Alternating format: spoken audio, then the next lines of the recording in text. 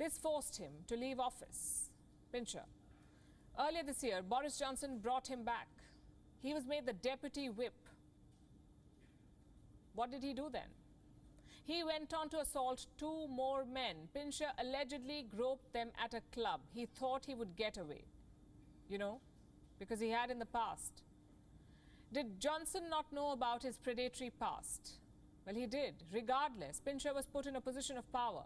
So back to the question, what happens when lawmakers fail to check their kind, when lawmakers encourage / promote / celebrate colleagues who are alleged sexual criminals?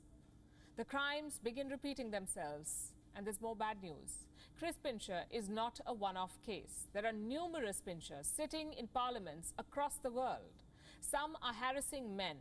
Most are harassing women. Some are even going after young children. The British Parliament alone has plenty of examples. Not too long ago, a parliamentarian named Neil Parish was found watching pornography. Then there is MP Imran Ahmed Khan. He is convicted of sexual assault against a child. Parliamentarian David Warburton. He has 3 allegations of sexual misconduct. This is MP Rob Roberts. He's guilty of sexually harassing a junior staff member. Roberts, FYI, is still in the Parliament. What kind of message does it send to other members, especially to the women? Do they feel safe at work with predators sitting around? A survey conducted among women parliamentarians in Africa found that 42% of them had received rape threats. What's worse, they say, is that most of the abuse comes from male parliamentarians. And it's not just the MPs. Staffers too are victims of sexual misconduct. 45% of staffers surveyed said they experience sexual harassment at work in parliaments. 18% received requests for sexual favors from parliamentary colleagues. You may remember Brittany Higgins. She exposed sexual abuse in the Australian Parliament. Higgins, too, was a legislative staffer. In 2021, she accused a colleague of raping her. She said this incident happened in the Defence Minister's office in the year 2019. And this story, Higgins' story, opened a Pandora's box. Soon, Parliament staffers were sharing videos and images of sexual acts, even using Parliament chambers and rooms for sex. The Australian Parliament was branded the most unsafe place in the country. The question is, how did it become that? How is it that parliaments of all workplaces end up becoming so unsafe? A few factors may help answer the question. Number 1 is culture. A whistleblower in Australia said that there was a culture in the parliament of men thinking they can do whatever they want. Number 2 is power. Over the years, it has become inversely proportional to accountability. The more powerful you are, the less likely you are to be held accountable. Powerful predators think they can get away, and most of them do. So they end up acting with impunity. They create a culture of sexism, of misogyny. They harass colleagues at work. How do you stop this? The seemingly endless series and stories of toxic parliaments. How do you make parliament safe? By sealing legal loopholes. In the UK, for example, laws forbid a bankrupt person from running for office. But a convicted sexual offender can go ahead. In India, politicians with criminal cases are banned from contesting elections for 6 years. After that, they can run for office again. You see, it is not just Parliament that reflects the mandate of the country. The country too mirrors what happens in the Parliament. If parliamentarians continue to get away with sexual misconduct, sexual offenders outside cannot be expected to be brought to justice. WION is now available in your country. Download the app now and get all the news on the move. Joint force. Just like cyber, no scenario of conflict decouples from space. So our warfighters must be fluent with every service, every adversary, and every contingency. This budget funds advanced force development, adding 19 weeks of space warfighter courses, a U.S. Space Command to plan and conduct operations, and initial long lead efforts for a U.S. Space Force. From our Chief of Staff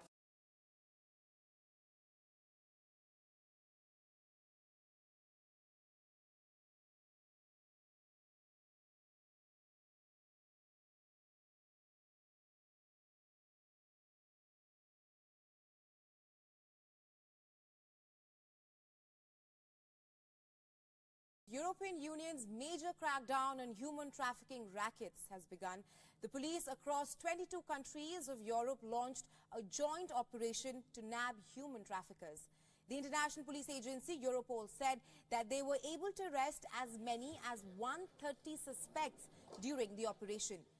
The Europol further said that the police actions, which took place in the week up to June 13th, also led to identification of more than 100 possible victims of human trafficking.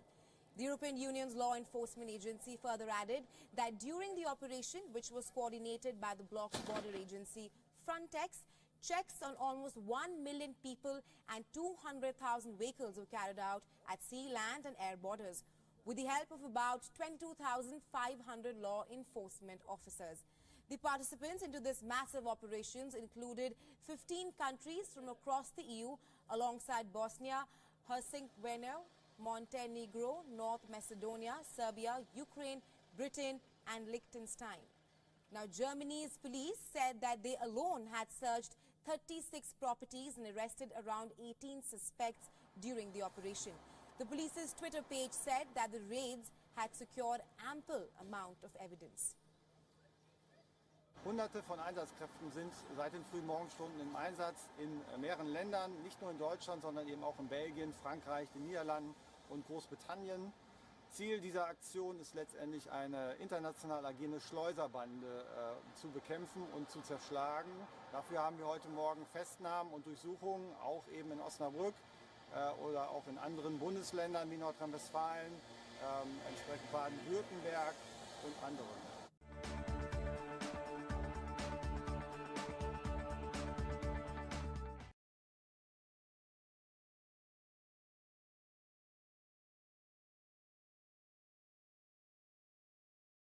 And just like the courts, the lawmakers too have a responsibility to uphold rights, to uphold the law. But in America, lawmakers are failing their citizens every day. Yesterday was America's Independence Day. It was marked by mass shootings. Celebrations in 2 cities were targeted by gunmen. In the US, more than 22,000 people have died due to gun terror this year. 22,000 deaths. But lawmakers are still dragging their feet over meaningful reforms. Here's more. There is terror on the streets of America. In Chicago's Highland Park, a parade was underway. Locals had gathered on the pavement. They wanted to watch the celebrations. That's when a gunman opened fire. Later in the evening, another Independence Day celebration was attacked. Thousands of people were watching the fireworks in Philadelphia, but they had to run. Once again, shots were fired. This weekend, there were 13 mass shootings in America. More than a dozen people have died. Over 70 are hurt. There are a few who feel safe in today's America. This includes the lawmakers too. A frustrated mayor of Philadelphia told this to journalists. I don't enjoy 4th of July. I don't enjoy the Democratic National Convention. I didn't enjoy the NFL draft. I'm waiting for something bad to happen all the time. So I'll be happy when I'm not here, when I'm not mayor, and I can enjoy some. In America, few places can guarantee a citizen's safety. An elementary school in Texas, a medical facility in Oklahoma, a supermarket in New York, and a church service in California. In the past month, they all have been a target of mass shootings. 2022 could be the deadliest year for America. The United States has witnessed at least 314 mass shooting incidents already. Over 22,000 people have died due to gun terror. Innocent people are being massacred on streets. What are America's lawmakers doing? They were on a holiday last week. The U.S. Congress was in recess because of the 4th of July celebrations. I'm here, guys. We're just doing a late night because I don't feel tired. I could type in a chat. I'll answer questions or chat with you guys. Are under assault. The 4th of July comes at a critical moment. Our economy is growing, but not without pain. Liberty is under assault both here and abroad. In recent days, there's been reason to think that this country is moving backward, that freedom is being reduced, that rights we assumed were protected are no longer. The situation is indeed grave, but what is Joe Biden doing about it? The US president's answer was a new gun control law. It strengthened background checks for gun sales. The law was passed last month. The ink was barely dried on this legislation, and America has been hit by another wave of mass shootings. A governor says such violence is now a weekly tradition in the United States.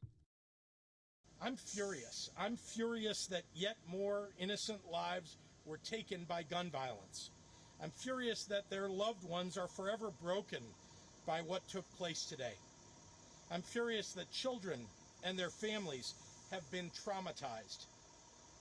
I'm furious that this is happening in communities all across Illinois and America. Mass shootings have become our weekly, yes, weekly, American tradition.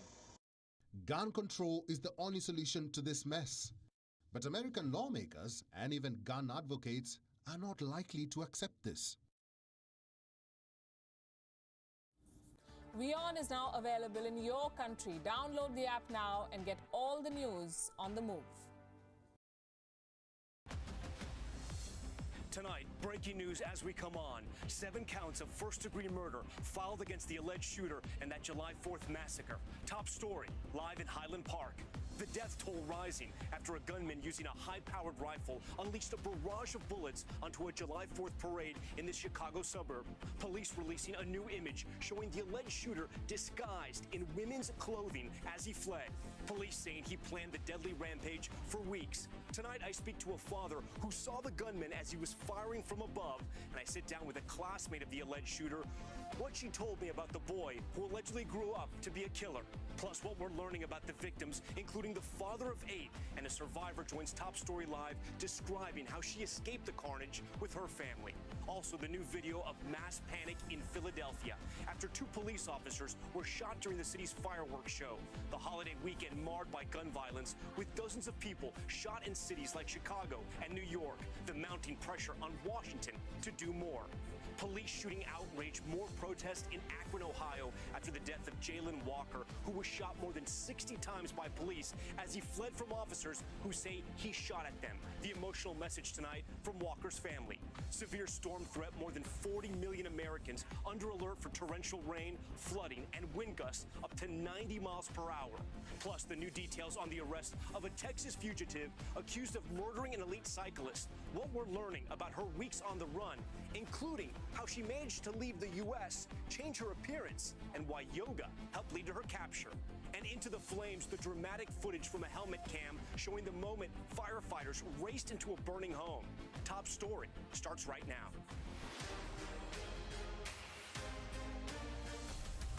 Stand by, stand by.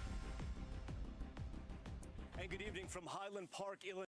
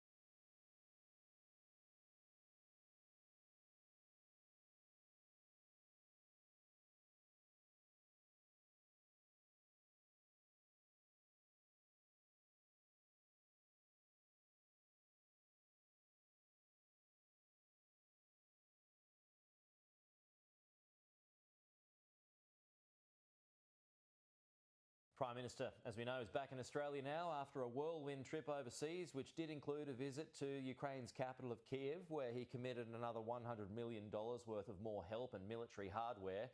Colonel Douglas Macgregor is the former advisor to the US Secretary of Defence, and he joins us now. Colonel, thank you very much for your time. Appreciate it as always. First of all, just on the Australian commitment, before we get to the broader picture in Ukraine, how much help can Australia be when we provide weapons such as Bushmasters, APCs, etc. to Ukraine? How much help is that on the ground? I think you have to keep in mind that 80% of the Ukrainian military that existed at the beginning of this war is now destroyed. 80% of its manpower killed or wounded. And even in the best of times, a standing professional force has difficulty rapidly assimilating new weapons, particularly the kind that you just described, that are not easily employed without first serious training. So I would argue that probably not a great deal. Of course, there is a plan, I'm told, in Washington to sustain this conflict indefinitely until the Russians are defeated or we run out of cash. I don't know which. But in the short run, no, I don't think it'll have much impact. So when it comes to potentially changing the course of the conflict, again, you would suggest minimal? Yeah, if you look at the enormous losses the Ukrainians have taken, how well would anybody do under those circumstances if you're bringing in reservists, essentially pressing manpower into uniform to fight that are not trained and have no experience? It's not going to go very well. In the meantime, the Russians have withdrawn most of their regular army combat forces, about 70 to 80% of them. They're resting and refitting, and most of the fighting is being done by Russian separatists from eastern Ukraine, Chechens, mercenary troops backed by Russian artillery. So the Russians are by no means overstretched or hurting at this point. So what could nations like Australia be doing instead of the weapons or the military hardware that we're providing? What could we be doing instead? Well, if you understand that the longer this lasts, the more people are going to be needlessly slaughtered, the more damage will be done to Ukraine. It's already effectively a failed state. It could be erased completely from the map. Then I would argue that we need a ceasefire. And Australia should press for that because no one in Washington is going to do it. But I'm hearing from people in Berlin and Paris and those in London who would like to have another no confidence vote and remove Boris Johnson, that there's growing support for just that, to argue for a ceasefire and come to some sort of arrangement, because we can't afford to fight this until there are no longer any Ukrainians left. But in your experience, would Vladimir Putin agree to something like that? Because, as you know, he wants the whole box and dice. Well, Vladimir Putin was never interested in all of Ukraine. The territory that he currently controls is really the traditional Russian-speaking area. It was part of Russia. And that was the area where the majority of Ukrainian forces were concentrated. His great concern was that those forces would attack Russia and that we would inevitably deploy theater ballistic missiles there to hold his nuclear capability at risk. So no, I don't think it's a question of that. He's not going to withdraw. That's out of the question. Yeah. So if you're unwilling to come to some sort of arrangement on a territorial basis, then I would suggest certainly an armistice. So the longer this lasts, the larger the probability of a wider regional war. Yeah, well, I mean, as things stand at the moment, if no one backs down, how long does this thing last? And of course, as we know, it's got huge flow-on effects around the world when it comes to energy. Yes. Well, the Russians, again, are holding all the cards at this point. Most of the sanctions that we've tried to impose have blown back on our allies and have hurt us. The Russians are not hurting, and they've been able to sell energy, minerals, resources, grain, food, everything to China, to India, to Japan, to other nations in the world who are willing to buy it. So the only ones that have really suffered as a result of our sanctions, I think, severely are our European allies and the United States. Meanwhile, you've got Sweden and Finland likely to join NATO. How much does that ruffle Putin's feathers? I don't think he cares at all. He's never felt threatened by either Sweden or Finland. There's no evidence that either of those states are interested in waging war against him. He has no designs on them. So I think it's meaningless. I think the Swedes, as the Swedish ambassador in Washington said, well, we're spending 4% of gross national product on defense. And now that we're joining NATO, we can cut that to 2%. So I don't think that this is some sort of new grand alliance designed to destroy Russia at all. That's a good point. Colonel Douglas Macgregor, it's always an interesting chat when we've got you on. Appreciate your time this morning. Thank you. We'll talk to you again soon. Sure.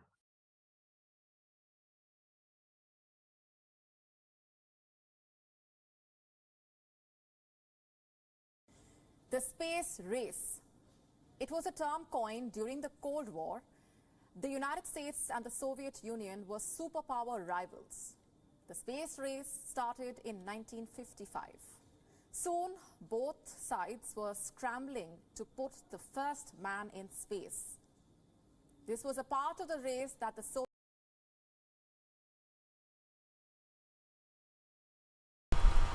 That interview you guys just heard from this guy, it's crazy, but the guy he was interviewing told the truth. The guy was trying to ask these questions to get him to try to put Putin in a bad light, and that guy just was so raw and so straightforward with it. There was nothing the guy actually could say. He literally just destroyed him in that interview.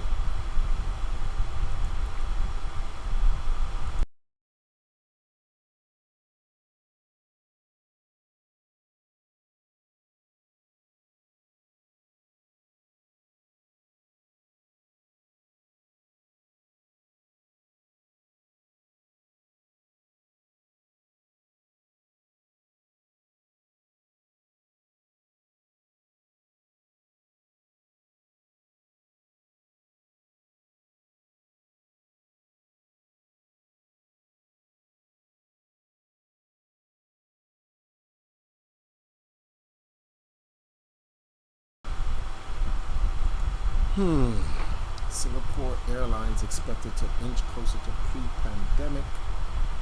What is this?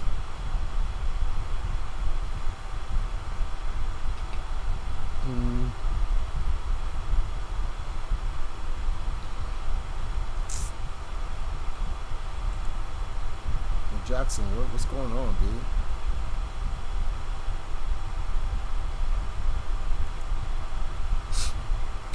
Days ago, would they ban your channel or something?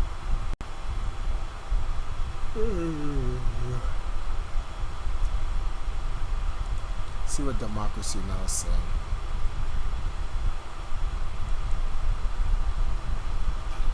Welcome to Democracy Now!, democracynow.org, the War and Peace Report. I'm Amy Goodman. A warning to our viewers and listeners, our top stories include graphic details and images of gun violence. And anyway, 6 people were killed, at least 2 dozen injured when a rooftop gunman armed with a high-powered rifle attacked a 4th of July parade in the Chicago suburb of Highland Park Monday morning. 5 of the shooting victims died on the street. 6 died in the hospital. Victims ranged in age from 8 to 85. Eyewitnesses described a scene of terror as parents scrambled to protect their children from the attack. Following an 8-hour manhunt, police arrested Robert E. Cremo III, known as Bobby, a 22-year-old resident of Chicago's northern suburbs, an aspiring musician who performed under the name Awake the Rapper. Some of his videos depict mass murder and school shootings. Cremo's father runs Bob's Pantry and Deli in Highland Park and ran an unsuccessful mayoral campaign against the city's current mayor. Illinois Governor J.B. Pritzker responded to the shooting Monday. I'm furious because it does not have to be this way. And yet we as a nation, well, we continue to allow this to happen. While we celebrate the 4th of July just once a year, mass shootings have become our weekly, yes, weekly, American tradition. According to the Gun Violence Archive, there have now been 315 mass shootings in the United States so far this year. Highland Park has an assault weapons ban, but the latest news is that Bobby Cremo obtained his rifle legally. We'll get the latest on Highland Park after headlines. In Ohio, outrage over a police shooting in Akron prompted mass protest over the weekend as people demanded justice for 25-year-old Jayland Walker, a black man shot dead by police after a traffic stop June 27. The protests erupted after police released multiple body cam videos from the shooting in response to earlier demands from the family and local activists. The newly released video shows 8 officers chasing Walker after he got out of his car and ran away. The video ends with the police firing 90 rounds, hitting Walker 60 times. According to an autopsy report, Walker was unarmed when police shot him. Lawyers for the family of Jayland Walker say after police shot him, they handcuffed him before administering first aid. Elizabeth Page White is a lawyer for the Walker family. Jayland was shot more times than I can count. And that is beyond troubling. Legendary Prince. And now, can you turn up the volume a bit on the news, please? Sure. The city of Akron, Ohio, Is that better? its 4th of July fireworks show Monday and has issued a downtown curfew ahead of the results of a state probe into the police killing of Jayland Walker. We'll get the latest on his case later in the broadcast. The Food and Drug Administration says it will not require large-scale clinical trials for new formulations of COVID-19 boosters. The FDA made the announcement as a panel of experts said drug makers should prepare vaccine boosters for the fall that are tailored to combat Omicron variant sublineages that are currently dominant in the United States. Nationwide, about 17% of coronavirus tests are coming back positive, the highest test positivity rate since a massive surge in COVID cases last winter. In Texas, the state Supreme Court ruled Friday a century-old law banning abortions can take effect following the U.S. Supreme Court's landmark decision striking down Roe v. Wade. The Texas ruling means anyone providing an abortion could face lawsuits and financial penalties. Whole Women's Health has since suspended abortion care at its clinics across Texas.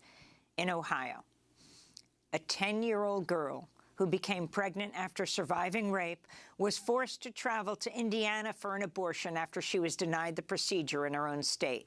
Ohio's trigger law ban on abortions came into effect with the Supreme Court's historic Dobbs v. Jackson ruling June 24th, banning abortion after 6 weeks of pregnancy with no exceptions for children and victims of rape and incest. Russian President Vladimir Putin has declared victory in the eastern Ukrainian region of Luhansk after Russian forces overran the city of Lysychansk.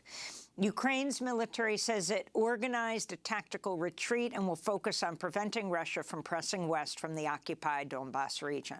On Monday, Ukrainian President Volodymyr Zelensky called for the creation of a $750 billion post-war recovery plan for Ukraine, saying the rebuilding effort should be partially funded by Russian reparations and asset freezes. WNBA superstar Brittany Griner has appealed to President Biden for his help securing her release from a Russian jail after she appeared in a Moscow area court Friday for the first time since her arrest. Griner was detained by Russian authorities February 17th after customs officials allegedly found cannabis oil in her luggage.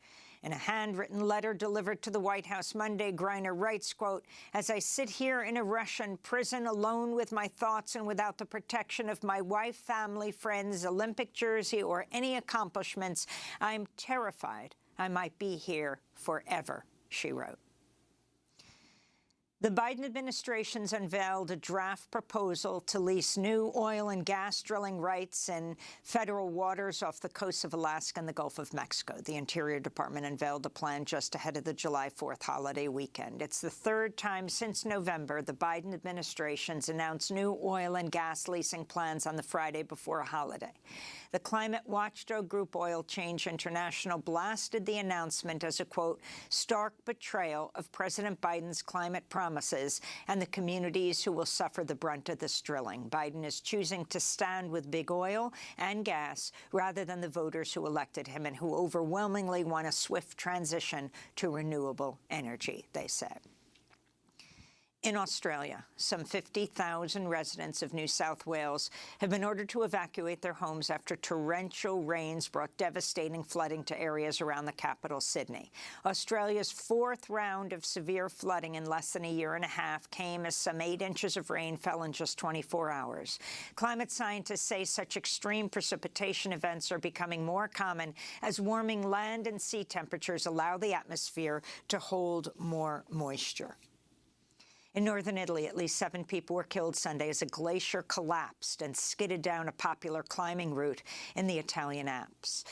Rescue crews using helicopters and drones are searching for more than a dozen others who remain missing in the Alps. The glacier's collapse came as temperatures at its summit hit a record 50 degrees Fahrenheit, and as Italy's government declared a state of emergency from a severe heat wave that spawned drought across much of Italy and wildfires near Rome. Italian Prime Minister Mario Draghi on Sunday blamed climate change for the glacier's collapse. The drama was certainly unpredictable, but it definitely depended on the deterioration of the environment and the climate situation. Today, Italy weeps for those victims. The Biden administration said Monday the bullet that killed Palestinian-American journalist Shireen Abu Akleh likely came from Israeli military gunfire, but stopped short of saying investigators had reached a definitive conclusion in her killing. Shireen Abu Akleh was shot in the head May 11th as she reported for Al Jazeera on an Israeli army raid in the occupied West Bank, even as she wore a flak jacket and helmet clearly marked press. Palestinian groups and several media organizations, including CNN, The New York Times, and Al Jazeera, have determined Abu Akleh was killed by Israel's military. So has the Israeli human rights group B'Tselem, which accused the Biden administration of whitewashing her death. Shireen Abu Akleh's niece, Lina Abu Akleh, responded to the State Department's inconclusive findings Monday. We were expecting that such an investigation would actually hold the perpetrators accountable and would carry out a transparent investigation that is free from any political pressure. However, that was not the case. We will continue to call for justice. We will continue to call on the U.S. to carry out a transparent investigation by an independent body. In addition, we continue to call on the UN and the ICC to carry out an investigation and hold Israel accountable and put an end to this grotesque impunity that Israel continues to enjoy. President Biden will be visiting the Middle East in a few weeks, and Chilean President Gabriel Boric has received a draft of a new constitution whose fate voters will decide in a mandatory referendum September 4th. As president, it is my duty to call upon a constitutional referendum as I received this proposal today. That is why we came. It will once again be the people who have the last word on their destiny. If approved, the new document will replace the Constitution created under the dictatorship of Augusto Pinochet, who came to power in a 1973 coup supported by the United States. The new Constitution enshrines human rights and social programs, including free universal access to health care, higher education, and reproductive rights, as well as more robust environmental safeguards and policies to promote gender and racial equity. It also, for the first time, recognizes Chile's indigenous peoples and offers restitution for historically indigenous lands. And those are some of the headlines. This is Democracy Now!, democracynow.org, The War and Peace Report. I'm Amy Goodman in New York, joined by Democracy Now! Co-host Juan Gonzalez in New Brunswick, New Jersey. Hi, Juan. Hi, Amy, and welcome to all of our listeners and viewers across the country and around the world.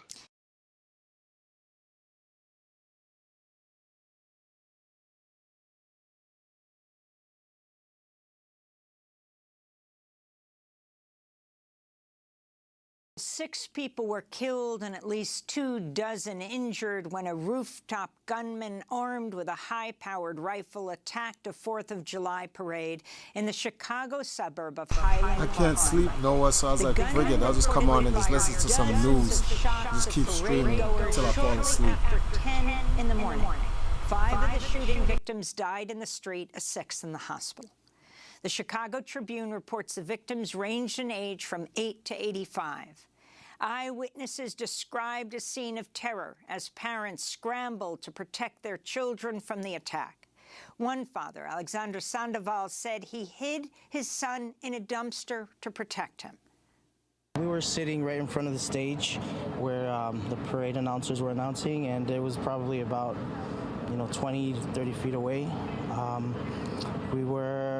I thought that it was the Navy that was saluting the flag with the rifles, but then when I saw people running, I picked up my son and I started running. I ran to a niche in one of the buildings of the local shops there, and I tried to break the glass to get in with my son, and I couldn't break it. And when the shot stopped again, is when we decided we had to run, so we started shooting again, and we ran behind the building, and I put my son in a dumpster, and he sit there with his dog, and I went back to look for the rest of my family. I left him with someone there so that I can go back to get my phone and find the rest of my family, because they ran away also, and it was just horrible. I went back, there was a few people shot on the ground, and there was a little boy that was in one of the police officers' arms, and that was the worst experience ever, because all I thought about was my son, and I can only imagine what that family's going through. Illinois Governor J.B. Pritzker condemned the mass shooting and called for an end to what he called this plague of gun violence. I'm furious. I'm furious that yet more innocent lives were taken by gun violence. I'm furious that their loved ones are forever broken by what took place today. I'm furious that children and their families have been traumatized. I'm furious that this is happening in communities all across Illinois and America.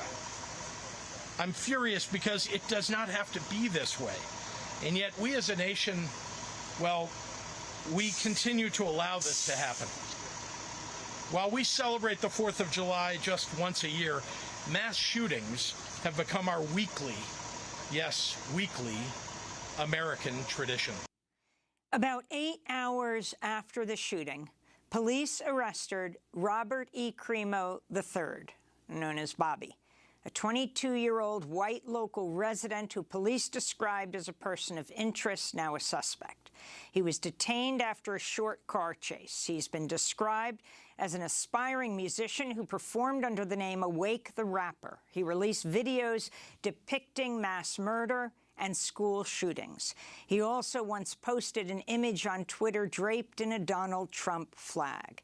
His father runs a local deli called Bob's Pantry in Delhi and ran unsuccessfully for mayor of Highland Park in 2019 against the city's current mayor. According to the Gun Violence Archive, there have now been 315 mass shootings in the United States so far this year. Highland Park has an assault weapons ban, unlike all of Illinois, but apparently Bobby Crimo purchased his gun legally. We begin our show with Nina Turner, who served as co-chair of the Bernie Sanders 2020 presidential campaign as a former state senator in Ohio. In a moment, we'll talk with her about another incident of gun violence, the police shooting of Jaylen Walker in Akron, Ohio. But we want to begin by looking at the mass shooting in Highland Park. Nina, thanks so much for joining us again. Highland Park, just days ago, we're honoring the Uvalde victims of the mass terror that happened there weeks ago, and we're going to go to what happened there, go to Texas later in the broadcast. But you've been tweeting nonstop about the Highland Park mass shooting. Can you comment on what took place yesterday on Independence Day? Yeah, good morning, Amy, and also Juan. I mean, we are a nation under siege. And this is worse than the Wild Wild West, because at least in the Wild Wild West, you knew you were going to have to duel with somebody. So people were prepared.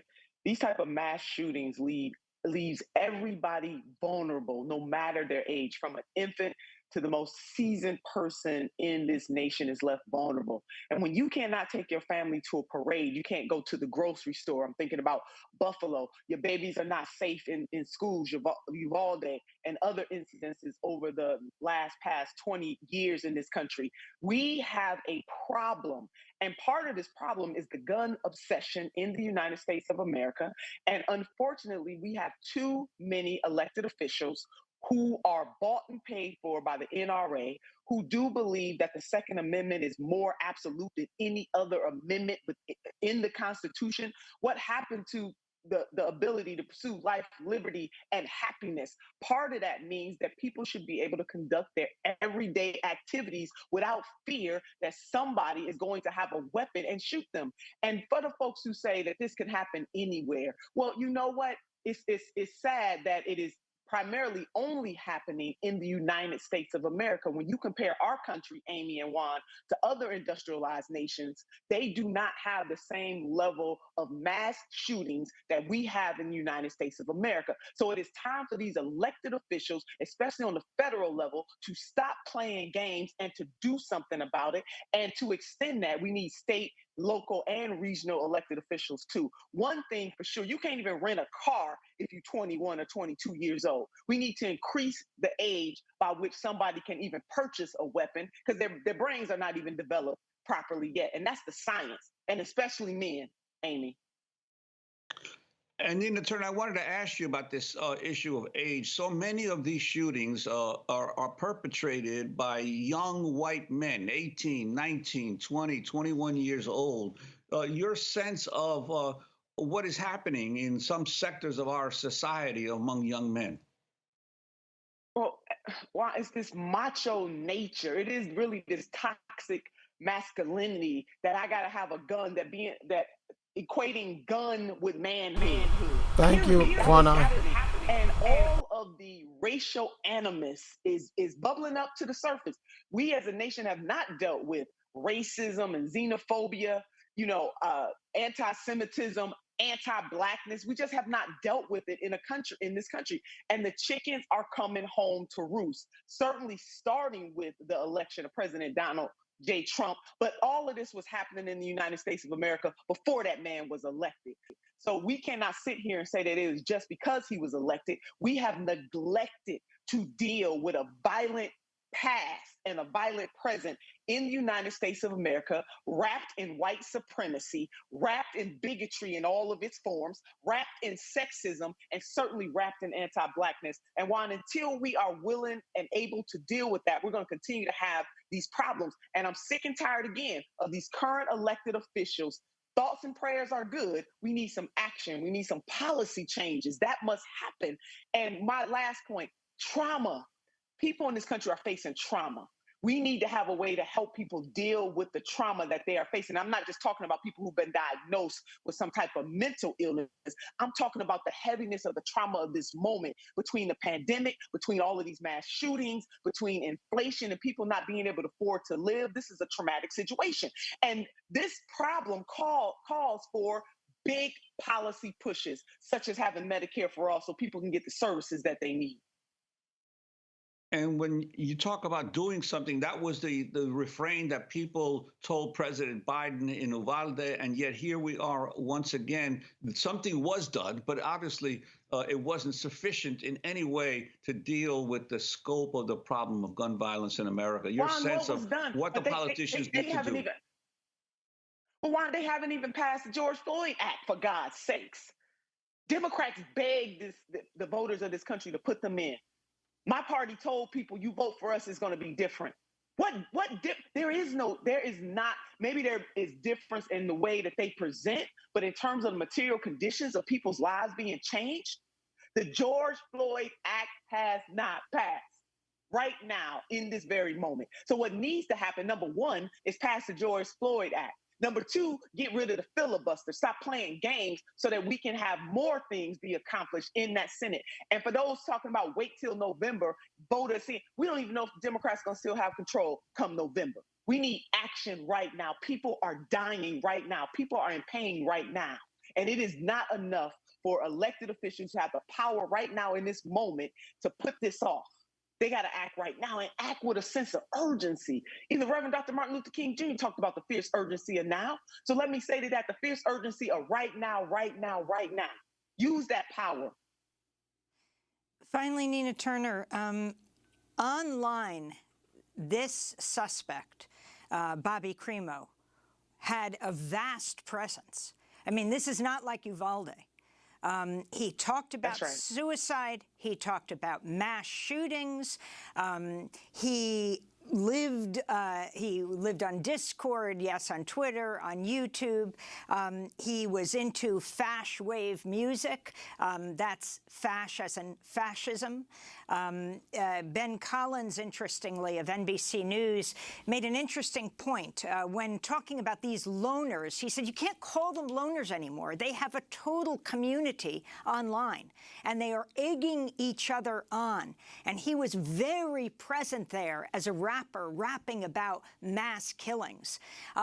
If you can talk about both the fact that he got his gun legally, this according to the mayor of Highland Park, who just revealed this, and the fact that he was a presence, so may not have been the local police not focusing on him. And that may well go to the issue of, as the media was trying to decide whether to call this a terror attack, you know, he clearly wasn't Muslim, and so they veered away from that. But this idea of this being a cell online. Yeah, I mean, it's Oklahoma City. You know, that's this. And this country, again, has a race problem. And white males are treated differently than everybody else. And if his parents, again, even though he was grown, I cannot understand that his parents didn't see some of this too. We have a problem that needs to be solved in the United States of America. And it's wrapped with racism and bigotry. And let me say this too, Amy. He was arrested without incident.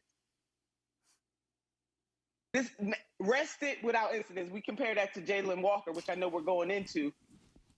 We're going to go. We got a problem. We're going to go. Hey, Spubby, what's going on? Talk about Jayland Walker. Nina Turner, please stay with us. Former Ohio State Senator, recently a candidate for Ohio's 11th congressional seat, former national co-chair. Just chilling late nights. What's going on with you guys?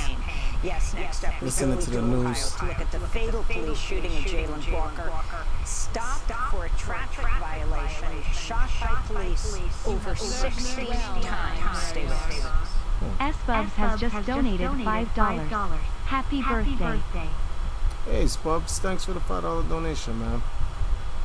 And all this money is going to the Valkyries. We almost hit the 4,000 mark out of 6,500. This is We're almost there. DemocracyNow.org, the War and Peace Report. I'm Amy Goodman with all the funds and the proceeds goes towards the Valkyries. This segment continues to include graphic details, in this case about police violence. Outrage over a police shooting in Akron, Ohio prompted mass protest over This the channel long has weekend. too much People ass gathered on it. outside the police department's headquarters and marched downtown to demand justice for 25-year-old Jayland Walker, a black man shot dead by police after a traffic stop June 27th. He was shot more than 60 times. At one point, protesters were confronted by police in riot gear who shot tear gas at them. The protest came after police released multiple body camera videos from the shooting in response to earlier demands from family and local activists. Police say the videos show a gunshot being fired from the car driven by Jayland Walker before he tried to drive away after police pulled him over for a minor traffic violation. Police say a gun was later recovered from his car. Jayland Walker was unarmed when police shot him dead. The newly released body camera video shows 8 officers chasing Walker after he got out of his car and was running away. The video ends with the police firing 90 rounds and shooting Walker about 60 times, according to the autopsy. In this graphic video from the police footage, you can hear the barrage of police gunfire. You move! Hey, don't move! Don't move! Don't move! Show your hands! Show me your hands!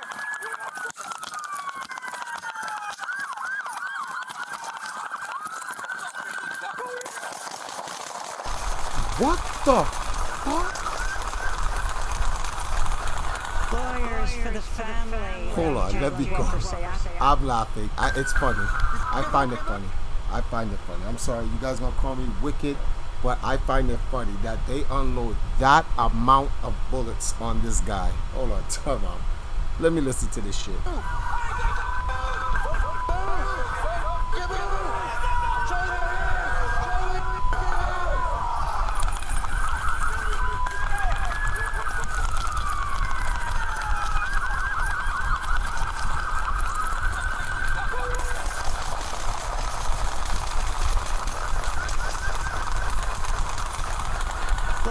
for the family of Jayland Walker say after police shot him 60 times, they handcuffed him before trying to provide first aid. What These are Walker family attorneys. Let me pause. I'm just gonna say this. Hold on, I'm gonna sing a song for you guys. For all you people for all you Jamaicans and foreigners who wanna go to America, this is all I have to say for you. Hold on.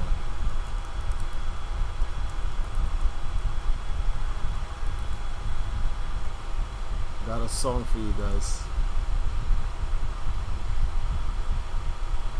For all you black people who say I want to go to America, here's a song for you guys.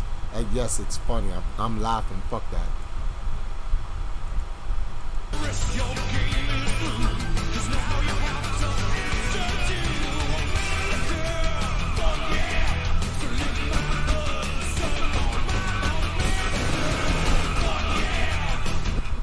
So yeah, pretty much. Yeah, pretty much, man. Pretty much. And now back to our regularly scheduled program. B. DeCello and Elizabeth Page White. Jaylen was shot more times than I can count. And that is beyond troubling. We are done dying like this. They want to turn him into... She said we are done dying like this. Fuck you mean? No, you're not. They'll tell you when you done dying like that when all of y'all are dead, stupid. To a masked monster with a gun, and we knew that. But I want to thank the chief for one thing he said. At the time he was shot, more than 90 or 60 or whatever the unbelievable number will be, he was unarmed. The city of Akron canceled its 4th of July fireworks show Monday, has issued a downtown curfew ahead of the results of a state probe into the police killing of Jayland Walker. At a protest Sunday, demonstrators put their fists in the air to remember him with a moment of silence.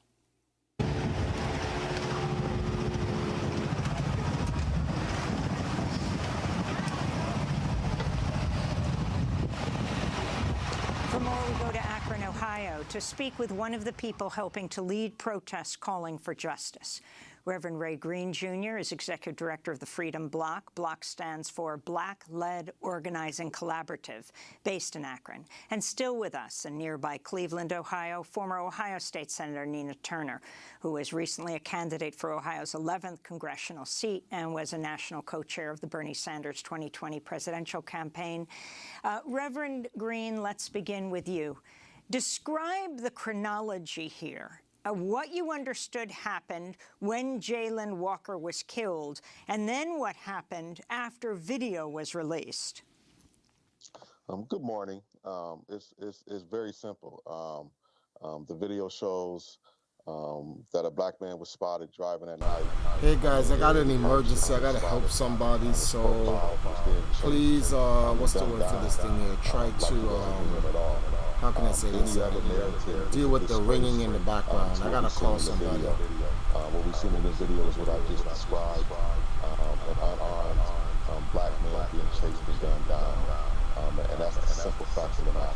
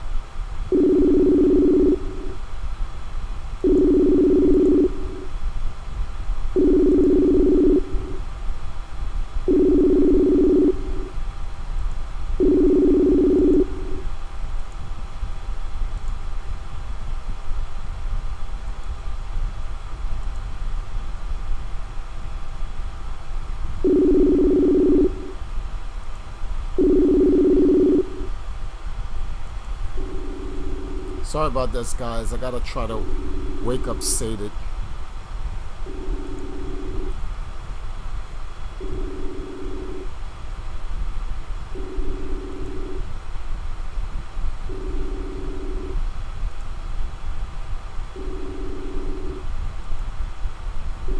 Stated.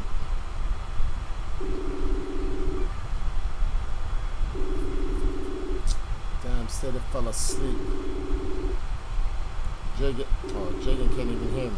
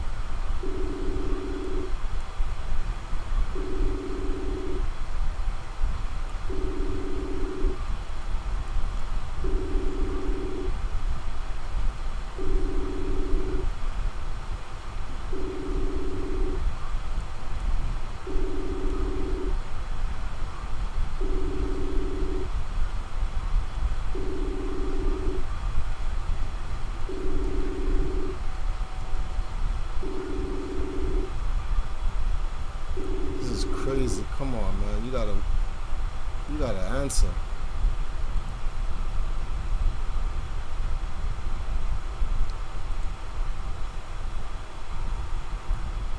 Hold on, guys. I'm trying to call somebody and literally gotta try to wake this guy up out of his sleep.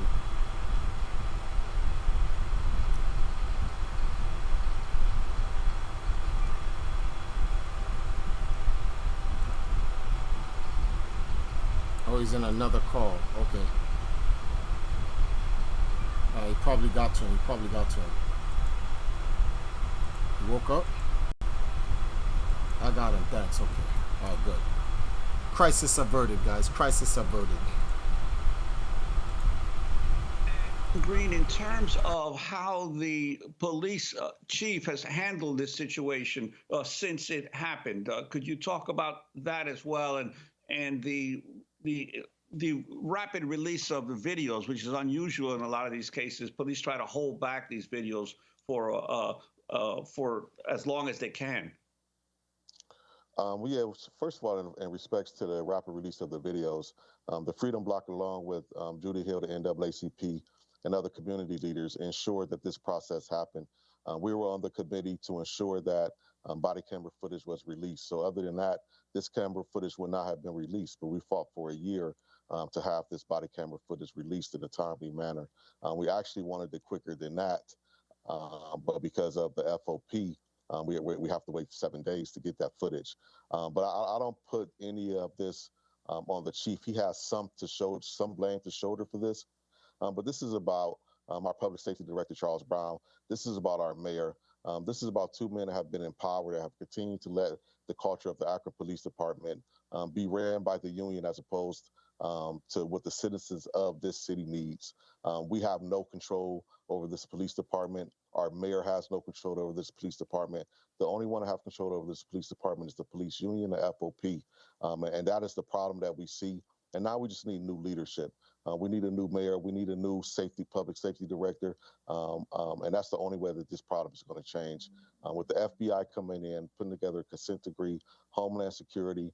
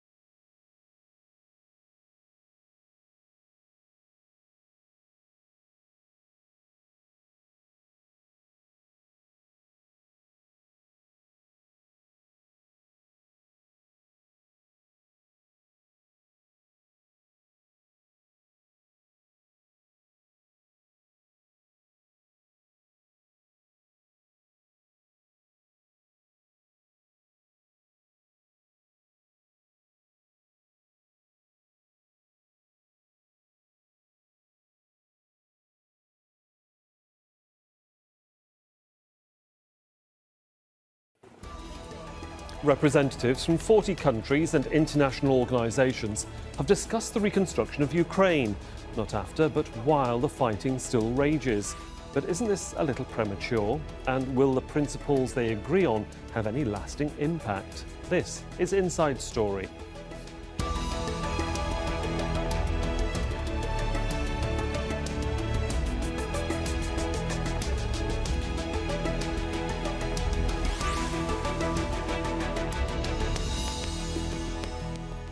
Hello, welcome to the programme. I'm Sahil Rahman. More than 4 months of war has destroyed countless cities and towns in Ukraine. Its allies, though, want to start rebuilding as soon as possible. More than 40 nations and international organisations have outlined priorities for the reconstruction of Ukraine. They met 2,000 kilometres west of Kyiv in the Swiss city of Lugano, where they agreed on the Lugano Principles. The guidelines include strengthening the rule of law, fighting corruption and improving sustainability. But it's no small task. Prime Minister Denis Shmyhal estimates the cost of rebuilding Ukraine at $750 billion. What binds all of us in this room together is the desire in this time of horror, wanton destruction and grief to provide the people of Ukraine with the prospect of a return to a life of self-determination, peace and a bright future. That road is long, but it is never too early to prepare for the time when the weapons fall silent.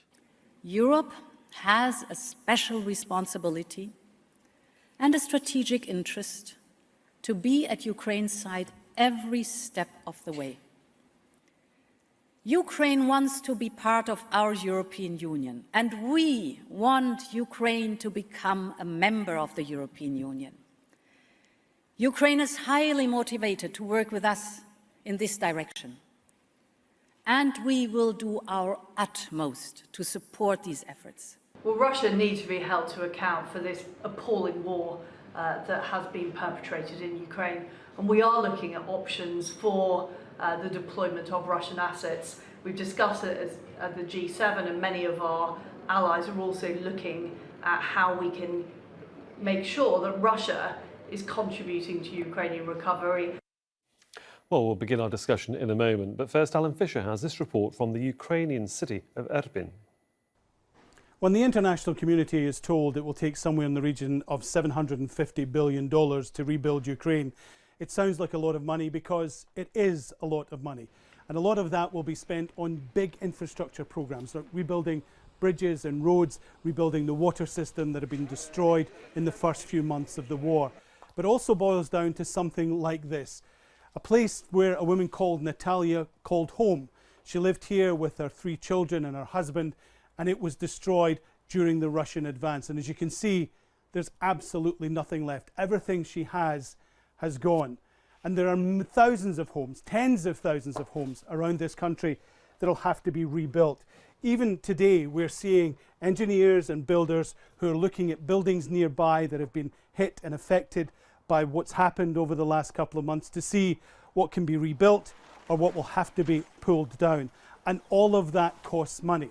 Now, we know that in the early days of the war, some 6 million people left the country. There are 8 million internally displaced people, and many of them haven't seen their homes yet. They will come back to scenes like this, places that are absolutely, completely destroyed.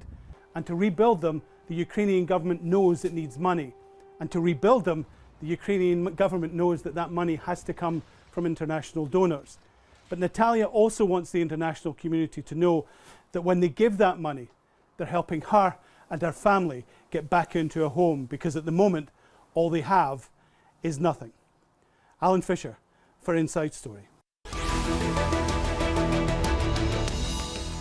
So let's bring in our guests for this edition of Inside Story. In Copenhagen, Olena Prokopenko, the co-chairwoman of the Transatlantic Task Force on Ukraine and a fellow at the German Marshall Fund of the United States.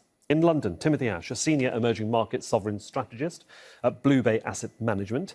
And in Kristiansand, Norway, Hanne Celeste, a director of the Security Studies Programme at Ukrainian Prism, a foreign policy and security think tank. A warm welcome to all of my guests. Elena, can I just begin with you? I mean, the war's not over. This conference is on talking about reconstruction. Even only last week at the NATO conference in Madrid, Ukraine and its president were asking for more munitions. The war is ongoing. Is this a subject that's far too early to be discussed and far too early to be having a meeting about? Well, given the immensity of the reconstruction needs and reconstruction efforts that Ukraine will have to engage in, one cannot start too early. It is critical that by the time when it will be possible to start the actual reconstruction, all the necessary financial and political mechanisms are in place. Moreover, the recovery will, of course, require massive financial resources. Therefore, it is already important and crucial to start confiscating Russian assets in the West so that they are readily available by the time when the circumstances allow for their construction to start. And finally, this immense effort will require outstanding coordination of a very complex pool of actors in Ukraine and abroad. Therefore, this conference was an important opportunity to set up those coordination mechanisms and to establish the platforms that will allow for the coordination to start. And the approaches to this recovery have been agreed upon, so I think it was a successful effort. And of course, we're going to delve into those issues within the next half hour. Hannah, would you agree with all of that? Yes, but also you need to understand that when we are talking about so-called Marshall Plan for Ukraine, we are talking not only about the physical reconstruction of all those objects that have been destroyed at the territory of Ukraine. First of all, Ukraine being asking for the restoration of schools, hospitals. That's something what you need already at the liberated territories. But also all those monies that Ukraine requested, part of them are going for the reforms needed for the European integration of the country. And Ukraine just received the status of the candidate. Some of them are needed for the energy independence of the country. That's also the question that we already can resolve, not waiting for the end of the war. Some of them are for the digitalization. Ukraine already being on the path in this direction, and considering how now in these war conditions, a lot of the processes being impossible to implement in the offline. So digital path for the state services, for example, is quite an important way. What we are called reconstruction, it's not only the reconstruction plan, it's more of the recovery and the modernization and development plan. Exactly what the Marshall Plan been 70 years ago. Of course. Tim, can I just bring you in here? Because obviously this meeting that is happening in Switzerland has slightly morphed from what would have been really an EU meeting to discuss how Ukraine needs to improve to become an EU member into what is now a larger conversation about Ukraine's recovery after a war. Planning these sorts of things are one thing. Setting about how you get the money together and who does what is an immense task. And with that comes a very large price tag. When you heard about this, what was your initial reaction about trying to rebuild while there's a war still going on? Well, there are two phases to this, right? The first one is funding Ukraine's conduct of the war and make sure it's successful. And numbers came out this week about that, 65 billion to year end. And then when presumably there is going to be a peace, and there will need to be a reconstruction, and I think the West will want to make sure that Ukraine is successful.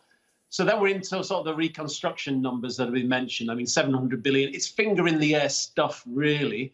I mean, kind of what we know is there's been a big real GDP decline in Ukraine, probably 30-40%. And dollar exchange rate move. If you think about dollar GDP, it was about 200 billion. Before the war, it's probably going to be about 100 billion after. That's 100 billion loss. And then there's the infrastructure hits, has already been mentioned. Huge impact on airports, on roads, on schools, hospitals, you name it. It's very hard to put a figure on that. Hey, the Ukrainians what's going on? Welcome back. Thank you for They've the gone happy through the birthday list wishes. of big infrastructure that they've lost, and they're also thinking about housing, residential, etc. And they come to this figure, 700 billion. It could be anywhere from 300 to 700, but it's a very, very big number, and someone's got to pay for it. And as has already been mentioned, there is already a big pot of money that is very accessible. That's $300 billion of frozen Central Bank of Russia reserves. It's in the Fed, it's in the Bank of England, the ECB. We have access to it. I think it should be confiscated and used for Ukraine reconstruction. It's ridiculous to think that, you know, Western taxpayers have got to pay this 700 billion when the country that's been doing the damage, Russia, it's clear cut, Russian missiles, Russian attacks on Ukraine, it is responsible for war crimes and the loss of huge amount of infrastructure. It should pay, and the money's there. We need to make sure we make the legal changes required, if there are any changes needed, to make sure these Russian assets are deployed to Ukraine to fund that reconstruction. And Tim, let me just quickly come in there, because that's part of the next question. Is there a legal way to fund this when you talk about the oligarchs and confiscating their money without them coming back to, you might say, the courts in the future and saying what was done to us was unfair and illegal? Have you ever had any experience or through your contacts of that sort of scenario that this could happen? It is a possibility, or are we actually venturing into new areas of the sort of legal realm of confiscating individuals' assets and using them to rebuild a country? Well, there is a precedent, which was the first Gulf War, when Iraq was made to pay reparations to Kuwait. So on the sovereign side, I think it should be fairly clear-cut. You know, the 300 billion in assets I mentioned was the central bank of Russia. I mean, that's essentially the Russian state. I think we'd all accept that the Russian state is responsible for this war, so it should be made to pay.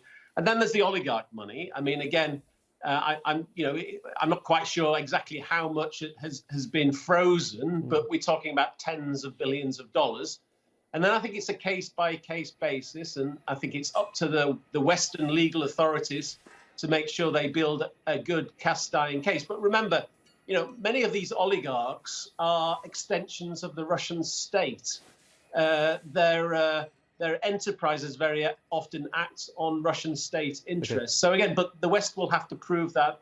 The G7 communique from last week spelled it out. I mean, essentially said, we want to explore ways to do this. It's up to the individual. It's a case-by-case basis. Okay. It depends on the individual Western countries and their own legal systems, how we do it. Okay, Hannah, you want to come in there? Yes, I absolutely agree regarding the state money, but about the oligarchs, you need to think a little bit more creative. First of all, most of those whose frozen assets we have, as for now, they are under the sanctions. And in the sanctions mechanism, it's written very clearly why they are there, not just because they are rich, but because they had a very direct connection to the Kremlin. They are supporting their policies. Okay. But from another side, we can make the parallels with the latest UK legislation, for example, when you need to prove what is the, from where is your assets, when you're buying, for example, property in London. And that's been done exactly because a lot of the Russian oligarchs and the state servants being just laundering money in London and in general in the United Kingdom. So here it is the same. If these oligarchs will be able to prove from where is this money, if this money are legal or not, and as we know from many of the investigations about the offshores and about the activities of these oligarchs, most of this money, they will not be able to prove what is the real source of that. Okay, well, let me come to Elena then, because obviously if you have this big pot of money available and there's options of oligarch money that's been confiscated. There's also the talk of going to financial institutions, of which we have Tim here, obviously, as an expert to talk to us about it. But much is being said, Elena, about the Marshall Plan. Obviously, for some viewers who might not know what that is, it was a plan created by the Americans and Europe after post-World War II to rebuild Europe and to make sure that trade and communities could thrive after what was a terrible global conflict. Much is being said about the Marshall Plan and implications of that in this particular case. Do you see similarities that can be used? Well, first of all, I'd like to say that during this Ukraine recovery conference taking place in Lugano, there have been a number of bilateral commitments made in terms of reconstruction of Ukraine. The EU announced that it would establish a platform for Ukraine recovery and will allocate 100 billion euros for the recovery effort. There were also a number of commitments from bilateral partners to take over the reconstruction of specific Ukrainian cities and regions. But I got the impression that the Marshall Plan per se, in its full-fledged version, is not perceived by Ukraine's key international partners as something that's timely right now. It seems like these individual efforts and setting up of the a general reconstruction platform will be the focus and the priority for the next few months, whereas the full-fledged Marshall Plan is something that international partners seem to be putting on hold right now. And I didn't get the impression that this is something that's already discussed in depth in the framework of this conference. Tim, let me bring you in here, because obviously a lot of money and figures is being bandied around at the moment, certainly by those that are at this conference in Switzerland, and yet their respective populations are watching what's going on back home. You're in London, Elena is in Copenhagen, and Hannah is in Norway. And these countries are all offering money to Ukraine at a time, and I'm sure you can tell us about the markets, where the public is worrying about how much food they can put on the table, how fuel prices are increasing, and they're seeing their government offering another nation billions and billions of dollars. How is that sitting within the markets about the way people feel and the way you're seeing investments? Well, you know, I think populations in West European countries, well, Western countries, I think, are understanding of Ukraine's plight. I think people get it, that this is a challenge to our system of government, our, you know, the way we work, the way we live. Putin is a threat. There's a cost and a price to pay. Unfortunately, you know, it's been paid through high inflation. It's very painful. Our governments need to work harder to target support for poorer sections of our populations. But in the end, you know, we have to think, how are we going to pay this? And again, going back, why should Western taxpayers pay when there is hundreds of billions of dollars of Russian money sitting there in the West that we can use for the reconstruction? So in reality, there's no reason why Western taxpayers should have to pay for this. You know, Russia should have to pay for the damage it's been carried out in Ukraine. I would add, you mentioned the market. I mean, one thing that, you know, the market can partner up with the official sector, with the taxpayer, Western taxpayer, and the Russian central bank assets, etc. You know, big banks, international financial markets, I think will be willing to buy into this Ukraine recovery once there's peace. But official lenders need to think carefully about, you know, how at the moment Ukraine's support is working. At the moment, Ukraine's 4 to 5 billion monthly deficit is being funded by some Western governments, but a lot of it has been funded by debt. At the end of the year, Ukraine could end up with a 100% debt GDP ratio. It could end up with a default debt restructuring, which would actually make the market access very difficult once the war ends. You could have a complicated debt restructuring, and then market access will be limited for 2 years. The private sector will be less willing to lend. So I think those governments that are providing funding to Ukraine at the moment needs to change the orientation away from debt to credit, to grant aid.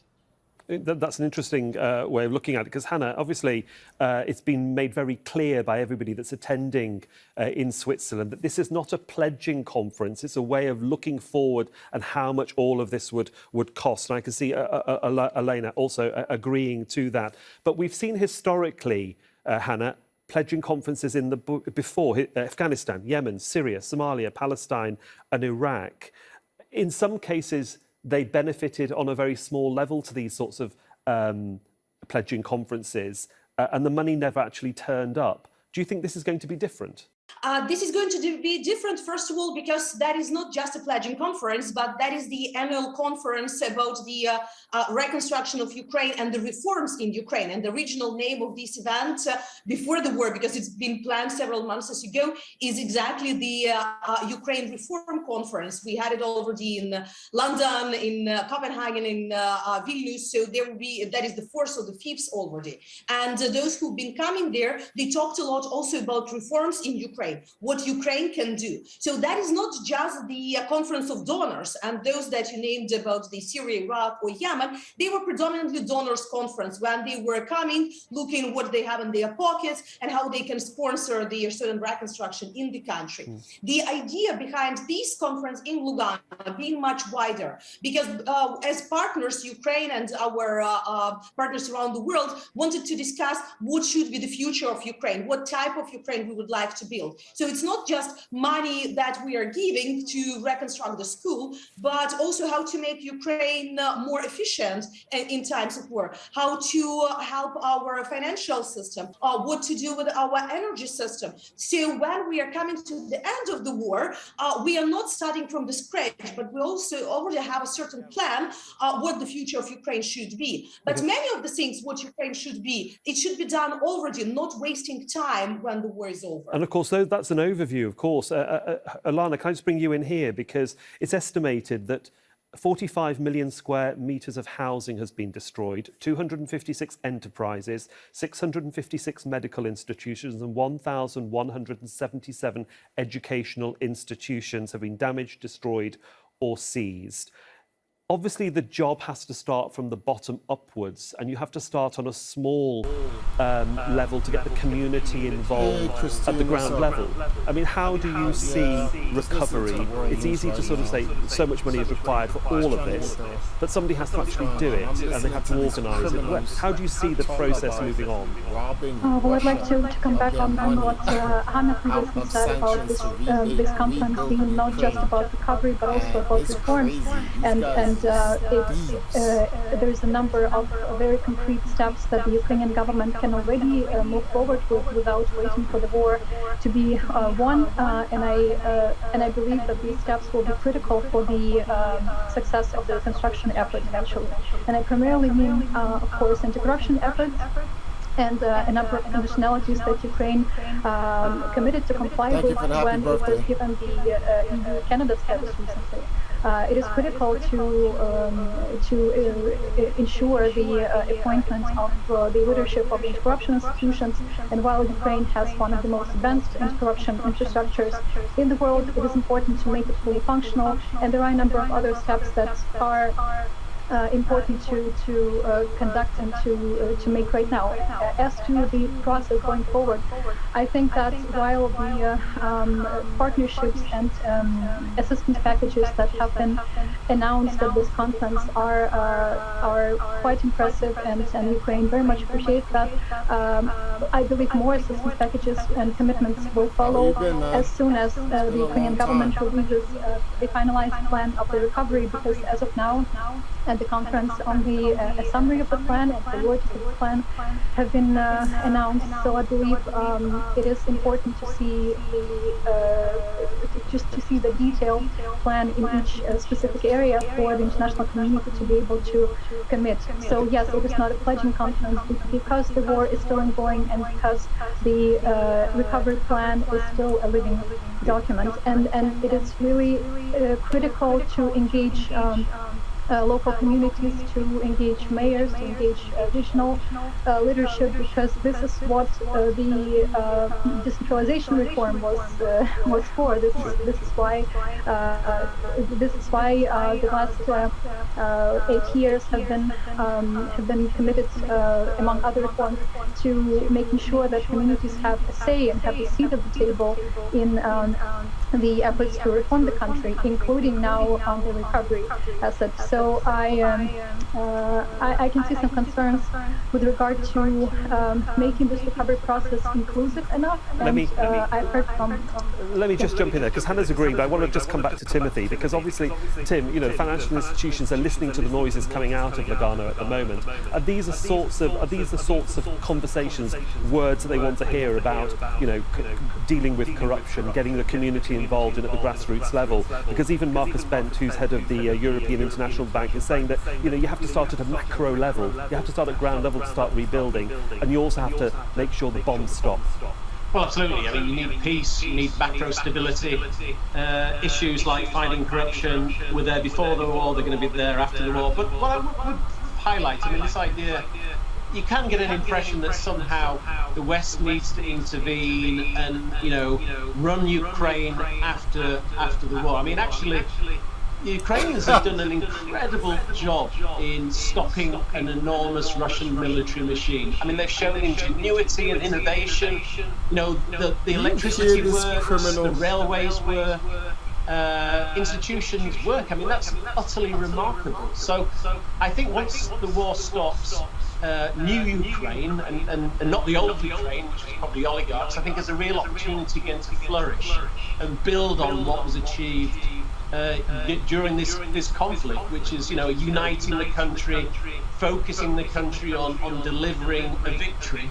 And I think, it's almost like a state of Israel moment in Ukraine, right? I mean, it's kind of, they've rallied around, they've worked together and achieved some remarkable things. And I think actually the reconstruction and recovery could be a huge success, with this focus, with the ambition, with Western support, with financing hopefully from those frozen Russian assets, and with the innovation and ingenuity that this 40 million people, big country, important country in Europe, can deliver. I think the private sector will be very interested to get involved in that.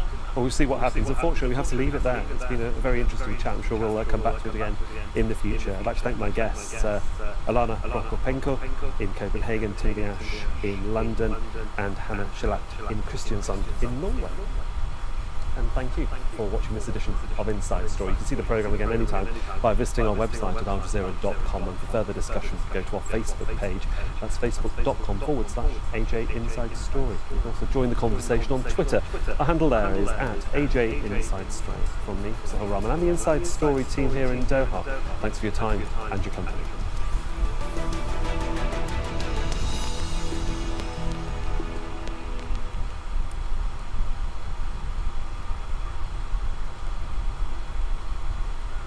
Ago that the January 6th committee made the surprise announcement that they had an important witness and new evidence that needed to be presented urgently.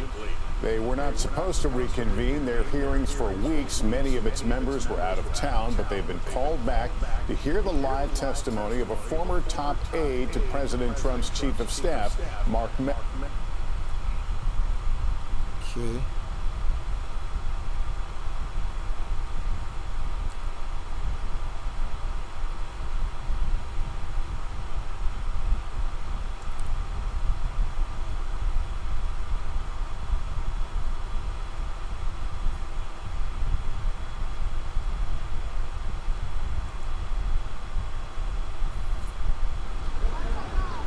National unity is the Taliban's theme for their Loya Jirga. 3,000 participants from all over the country meeting behind closed doors. Not one woman amongst them. Alarm worldwide about the exclusion of women from public life is increasing, and girls banned from school before they even reach their teens. The girls' issue is a challenge and needs to be solved by the government, and the government has the responsibility to listen to the people's demands. But since the chaos of the Taliban seizing power last August, its public face is seen by the West as differing to reality. This is its supreme leader, not a new face. The reclusive Hibatullah Akhundzada has been in position since 2016. He's reported to have ordered the schooling ban himself. He talked of Afghanistan's pride at the Taliban victory and accused the US of using conspiracy and propaganda after that defeat. On the streets of Kabul, education for girls is a major issue. The Islamic Emirate should try to open the girls' schools so that the level of education for both men and women should improve, like we want female doctors, teachers and nurses. In Switzerland, the UN's human rights chief appealed to the Taliban to respect the rights of women and girls. Secondary schooling for 1.2 million girls discontinued. These are only some of the daily experiences of women and girls in Afghanistan. Since the Taliban took power, women and girls are experiencing most significant and rapid rollback in enjoyment of their rights across the board in decades. And in Kabul, there's anxiety about the effects of banning access to education. Since there is a ban on girls' school, since last year, their mental situation is not normal. They're at home staring at the walls, they cannot do anything. Most of the girls have goals, dreams, ambitions, but they cannot do anything about it. Beyond the education issue, the US and most of the international community have shunned the Taliban government at a time when the humanitarian crisis is at its height and the needs of millions of hungry people has never been greater. All this and the struggle that's still going on to deal with the earthquake disaster in Paktika province. Andrew Simmons, Al Jazeera. Come on, man.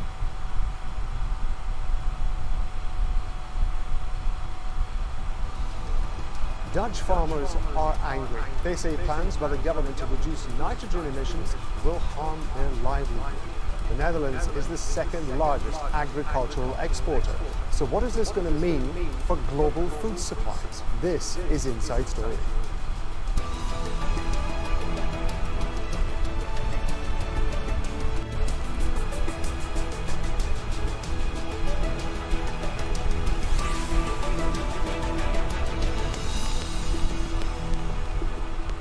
Hello, welcome to the program. I'm Rob Matheson. Farmers in the Netherlands are blocking roads, setting fire to haystacks, and even driving tractors through the streets of The Hague. It's all in protest against laws that regulate emissions produced by livestock, but are likely to have a major impact on the farming community and the larger economy. The Netherlands has failed to meet its emissions reduction targets, so permits for new homes and roads have not been granted since 2019 to prevent further pollution. And the government's introducing tough new rules. Its $100 billion food export industry, one of the biggest in the world, could be badly affected. And this is happening when the war in Ukraine is already putting global food supplies at risk. Now, we're going to bring in our guests in a moment. First, this report from Step Vassen in Nekkerek in the Netherlands.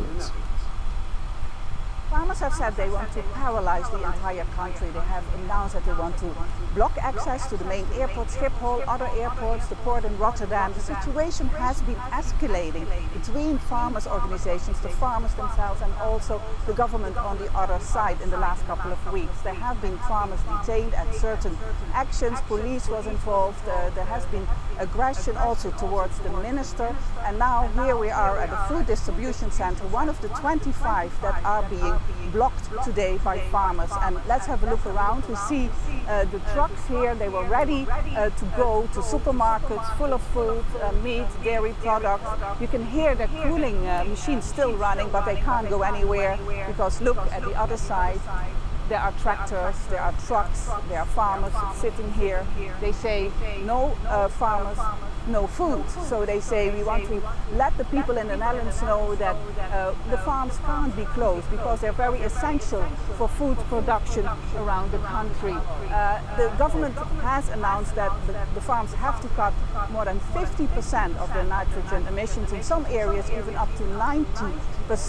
There has been research showing that the effects of nitrogen pollution on the ecosystems in the Netherlands is pretty dramatic, and the farmers also say that these figures are not correct. They say that we want a better solution. The government has announced that they want a mediator to be involved, but the farmers have said this mediator is not acceptable to us.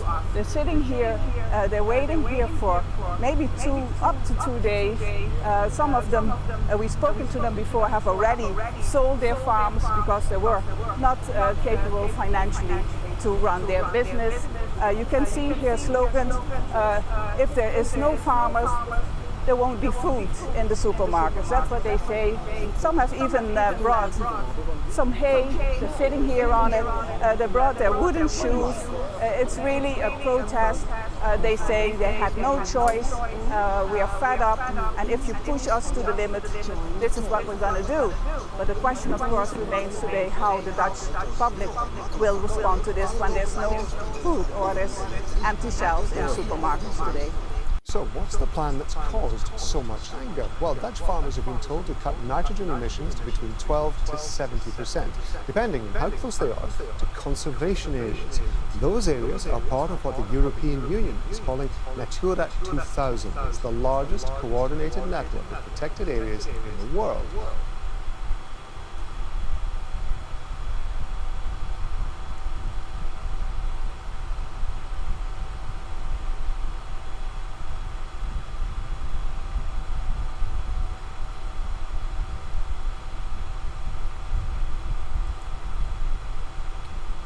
already then.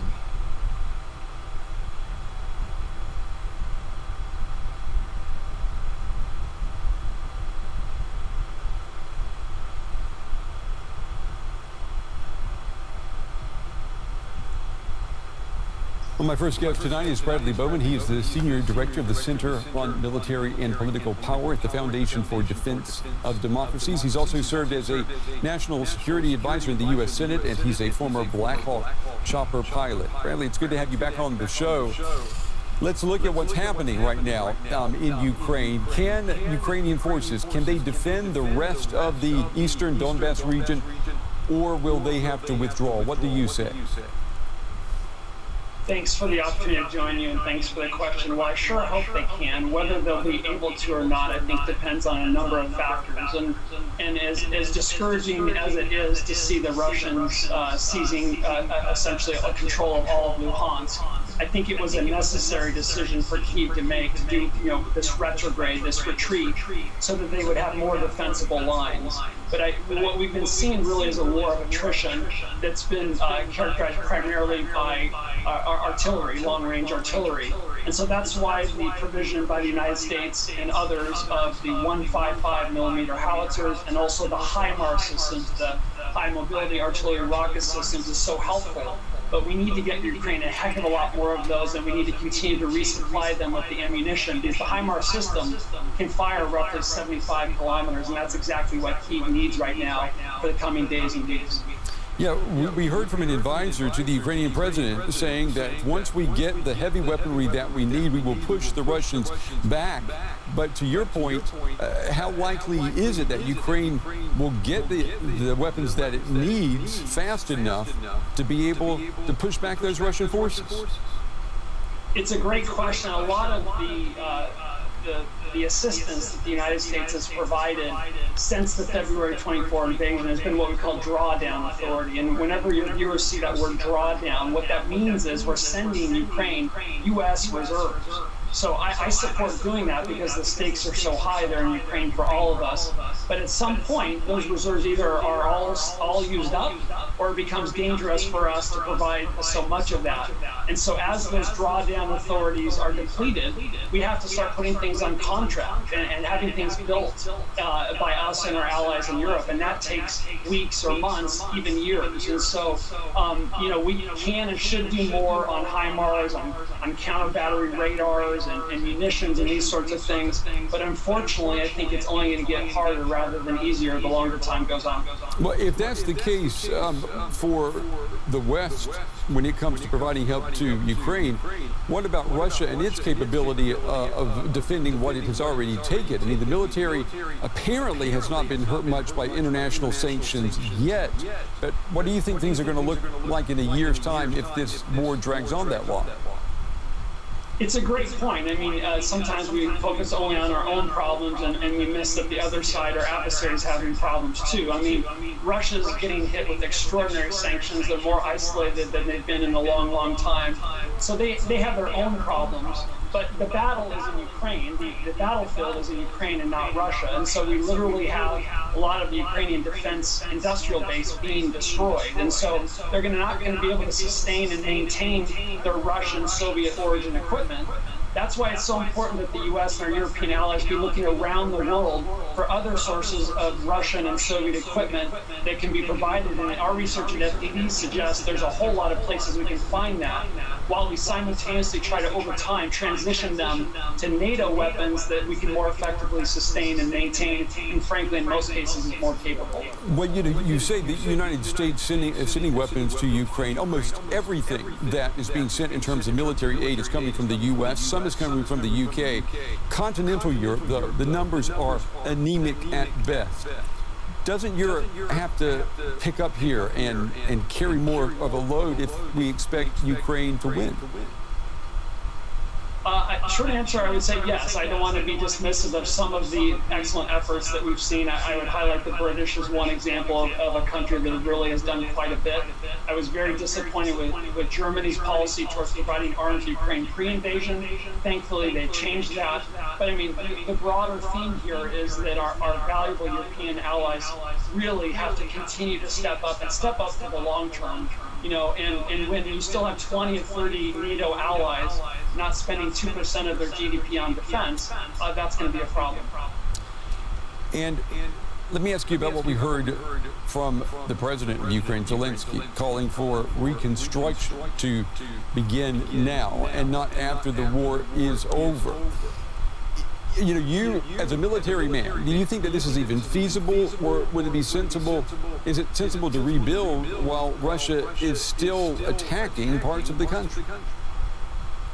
If I were Zelensky, and let me just say, what an extraordinary and brave leader he's been, as I sit here in the safety of the United States, I would be calling for the same thing, right? I mean, some parts of the country, you probably can start rebuilding, but we're not talking about a weeks or months thing here. We're talking about years and years and years. I mean, Vladimir Putin is really destroying two countries. He's destroying Russia and Ukraine. And so, yes, we should do what we can to help Ukraine rebuild. But meanwhile, we continue to have things destroyed. So if I had to prioritize one of the two, I would prioritize giving Ukraine the weapons it needs to defend against this unprovoked invasion. But if there are things we can do to help them rebuild, sustainably rebuild, then let's get those started. But it's going to be a long, long effort. Yeah, you bring up a good point. Rebuilding will be an effort for Ukraine, but also for Russia once this nightmare is over. Bradley Bowman, as always, we appreciate your time and your insights tonight. Thank you. Thank you. Well, my next guest is Lyubov Cybulska. She is the Deputy Director of the Hybrid Warfare Analytical Group of Ukraine Crisis Media Center. She's also an advisor to the Ukrainian government. Ms. Cybulska, it's good to have you with us. I want to ask you, starting out with about what another advisor to the Ukrainian president said today, looking at the loss in Luhansk. The advisor said that weapons from the U.S. are arriving. The victory in Luhansk for the Russians will be the only Russian victory in Ukraine. Do you agree? I think that victory in Russia's victory in Lugansk and Donetsk is, maybe we lost the battle, but not the war. We now conducting the defending operations, and obviously we need to go offensive, and we need to get more weapons, and that's what we expect to get from our Western allies. Russia currently managed to get Severodonetsk and Lysychansk, as you said, and believe me, after a few months of very heavy, very hot combat, to get just these small two towns, it's not victory for them at all. And also, Russia's losses is extremely high. They lost more than 4,000 people. But the losses for the Ukrainian side are at least estimated to be much higher. Are you saying, though, that capturing cities like Lysychansk, well, let's talk about what we know in terms of the cities. We know that the city of Lysychansk has been taken by the Russians. Is it going to be harder for the Russians then to take more territory if they want to keep control of a major urban city like Lysychansk? I think that now what we see, Russia is regrouping their troops. Now the threat is coming from southern regions, southern directions, particularly Mykolaiv, and also threat is still there in Kharkiv. So obviously Russia will try to stay there, but again, Russian forces brought so much destruction to Lysychansk and Severodonetsk that it was basically nothing to defend them. So, but Ukraine withdrawal of troops was pre-planned, and we managed to take beneficial positions for us. Do you see the Ukrainian military in a holding pattern right now, waiting for these weapons to arrive, most of them from the U.S.? Once those weapons are in the hands of Ukrainian forces, will they then be able to push the Russians back into Russia? Absolutely. If we get more weapons, then we can go offensive. So we need more artillery, we need more rocket systems, we need armed vehicles, we need more weapons to get rid of Russian troops from eastern and southern regions. Okay, Lyubomila Zabolska, an advisor to the Ukrainian government. We appreciate your time and your insights tonight. Thank you. Domitia Sagramoso is a Russia foreign and security policy analyst from the Department of War Studies at King's College London. She joins us from Rome. Welcome to DW. Can we start with those Russian territorial gains in eastern Ukraine, where it's deployed so much firepower? Can Ukraine defend the rest of the Donbass region, or will they have to ultimately withdraw? Well, what is really interesting is how strongly they have defended the rest of the sort of Donetsk Oblast so far. I mean, there have been hardly any advances of Russian forces in the rest of the Donetsk Oblast. So far they've been really very good at holding any Russian attack. They have very good defensive positions. So one could expect that for some time these regions might not fall. But of course, Russians now may feel that they have a momentum after taking control over Severodonetsk and Lysychansk, slowly moving forward, as you mentioned, attacking Slavyansk and also advancing on the Bakhmut-Slavyansk axis. So there is the possibility that the Russian forces advance further, but it's also important to note how much the Ukrainians are also hitting behind the lines. There have been attacks on ammunition depots, on infrastructure, on airports, in the areas of Melitopol, also in Kharkiv Oblast, also in Donetsk Oblast. So there are many areas where the Ukrainians are also able to hit, very, very much deep in the areas that are under Russian control. And also Russian, yes. No, it's interesting what you say there, because we're talking about a sort of grinding war of attrition. Are we, do you think, looking at an eventual stalemate, a frozen conflict? And could this perhaps be what Russia's actually aiming for? I think we're a bit far from what we call a frozen conflict. I mean, that would require some kind of ceasefire agreement, and at the moment there is no negotiation on some kind of ceasefire or armistice. Neither of the two sides is ready to give up the territory that they lost or that they have acquired with a lot of effort. So both sides still really want to move forward, and the Ukrainians to retake the land they lost, and the Russians to retake or to take control again of areas that the separatists had achieved or had conquered in 2014 with Russian support. For example, the city of Slavyansk, Kramatorsk, that are really bases of the Ukrainian armed forces. So I really don't see now at the moment the possibility of any immediate or sort of some kind of ceasefire. Right. It is true that yesterday President Putin was talking about giving the Russian troops some respite. So we might see some regrouping of the forces, but the artillery attacks are continuing. And what is really interesting to note is also the advances of Ukraine in the south, in the Kherson area. Slowly but surely they are also advancing. And also what would happen if they receive additional equipment, because we are noticing that in terms of artillery, what the Ukrainians are receiving from the West might not be significant in terms of numbers, but it is very powerful. They're really able to hit at ammunition depots, as I mentioned earlier. And could we just turn briefly to another focus of your work, which is security and development. So let's talk about the Ukraine Reconstruction Conference that's just ending in Lugano in Switzerland. I'd be interested in your thoughts on the so-called Lugano principles that have emerged: reform, democratic participation, and transparency. Yes, I think this is one of the key elements, but this has always been present in many of the programs of assistance by the European Union and, for example, the International Monetary Fund.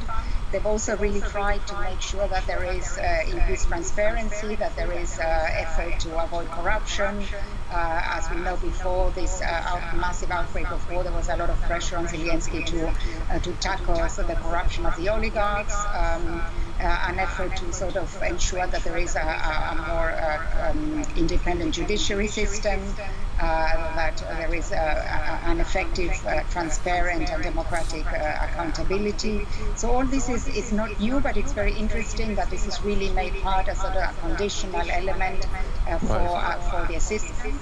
But what is also very interesting is that it is made clear that Ukrainians also are going to be sort of in command of the process. So we are going to give also the Ukrainians some agency, and that really is to be seen to what extent this is going to work. But I think it is important. It sends a clear message.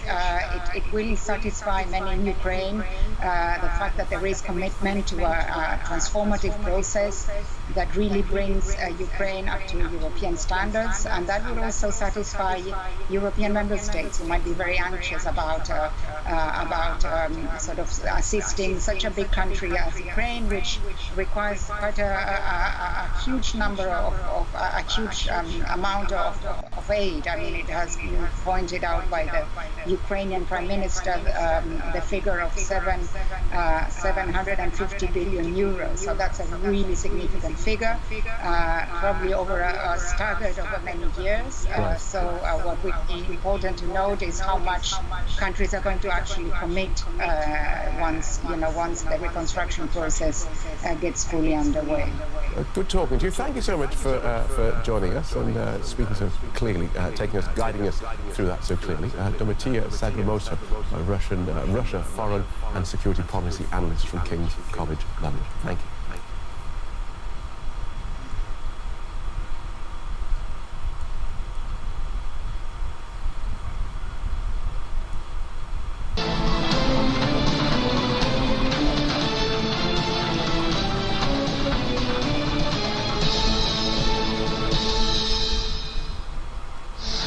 Hello and welcome to our special coverage of the Russian invasion of Ukraine. I am Ladi Akridulwale. The headlines. Ukraine regroups defenses after losing Luhansk as Russia prepares new Donbas push. UK Prime Minister Boris Johnson suggests finding alternative routes to move grain out of Ukraine. And Swedish Prime Minister Magdalena Andersson meets its Ukrainian leader Vladimir Zelensky in Kiev as both parties sign a joint statement on defense and energy cooperation.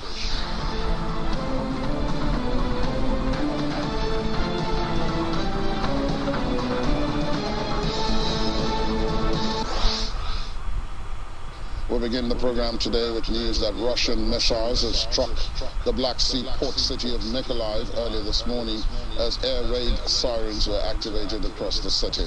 The mayor, Alexander Senkovich, said this morning the occupiers fired rockets in Mykolaiv. Rescuers, medics, emergency crews and utility workers are already working on the ground. Missiles have struck Mykolaiv several times over the last few days. On June the 30th, authorities said a strike on a residential building killed 6 people and wounded at least another 6. Meanwhile, Ukrainian President Volodymyr Zelensky has said that his country's armed forces continue to resist Russian attacks to ensure Ukraine remained independent.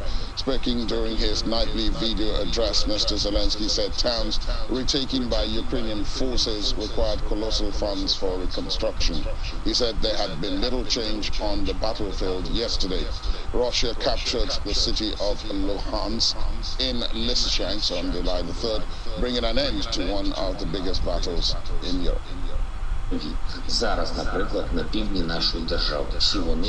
Ukrainian forces have liberated more than 1,000 occupiers, and new ones are added every week. Now, for example, in the south of our country, all of them suffered significant destruction. And this also implies the need for colossal funds for the restoration of infrastructure, for the return of medicine and social services, for the restoration of normal economic life. There are tens of thousands of destroyed houses alone in the liberated areas. There have been no significant changes on the battlefield during the day. The enemy continues to terrorize the border districts of the Sumy region, the city of Kharkiv, and the districts of the region, Donbass. The armed forces of Ukraine respond, push, and destroy the offensive potential of the occupiers day after day. We need to break them. It is a difficult task.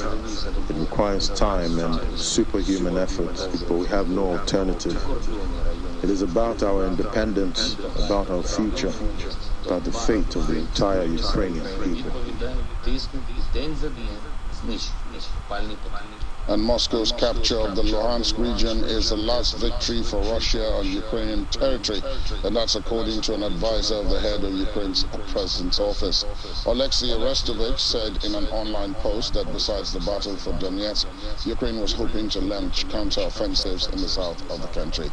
He said taking the cities in the east meant that 60% of Russian forces are now concentrated there, and it is difficult for them to redirect to the south. And dozens of mainly elderly people in the eastern Ukrainian city of Kramatorsk queued up for hours yesterday to receive milk, bread, and other groceries from the World Central Kitchen. Many are fearful Russian forces will try to seize all of the Donetsk region after capturing Luhansk last week. Bakhmut, Sloviansk, and nearby Kramatorsk lie southwest of Lysychansk and are the main urban areas holding out against Russian forces in Donetsk. More than two-thirds of the city's population has left since the war began, leaving just over 60,000 people. But many said they did not have any choice rather than stay, as they could not afford to rent apartments and support their families away from their homes. In another development, British Prime Minister Boris Johnson says alternative routes to retrieve grain stock in Ukraine will need to be looked at if the Bosphorus Strait cannot be used to remove it. Earlier, Turkey said that it had halted a Russian-flagged cargo ship off its Black Sea coast and is investigating a Ukrainian claim that it was carrying stolen grain. Mr. Johnson went on to say that OPEC Plus must produce more oil to try to tackle a growing cost of living crisis and bring down prices.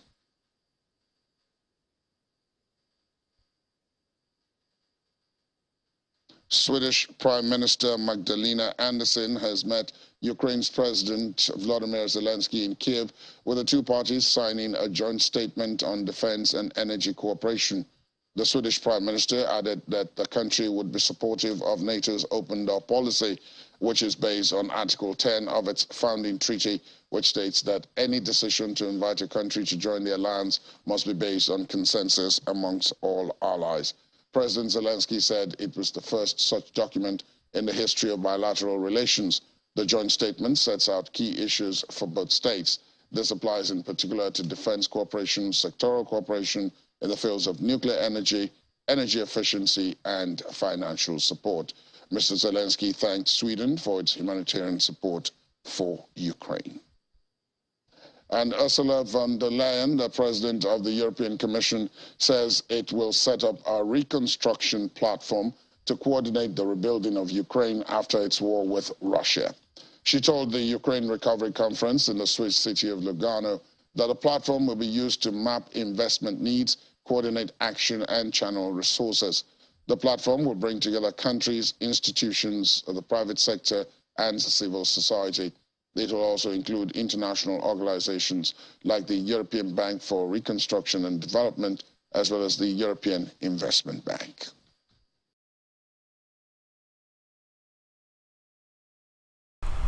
Okay guys, that's it for me.